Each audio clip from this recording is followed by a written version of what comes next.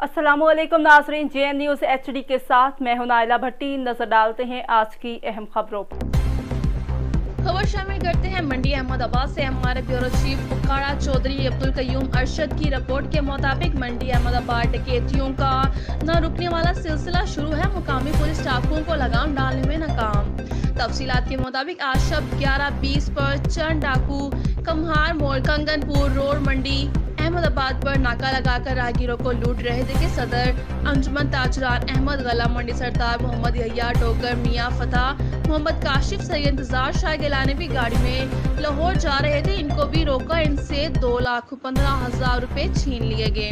इसी दौरान पुलिस का मोटरसाइकिल आ गया और डाकू फायरिंग करते हुए फरार हो गए। सरदार मोहम्मद यहिया डोगर ने फोन पर बताया कि इनसे पहले बकापुर खप्पे के रहायशी लाहौर के 2 रहायशी की गाड़ियां रोककर लूट लिया गया। उन्होंने मुकामी पुलिस पर शदीद गमो गुस्से का इजहार करते हुए कहा कि ये मुकामी पुलिस के पेशा वराना नाअहली है कि इसी जगह पर मुसलसल वारदात हो रही है, लेकिन पुलिस इसको रोकने में नाकाम नजर आ रही है।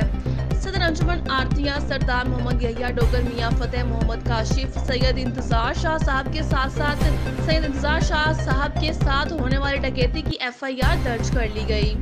एहलियान शहर का मुतालबा है कि मुलजिमान को फौरी ट्रेस किया जाए।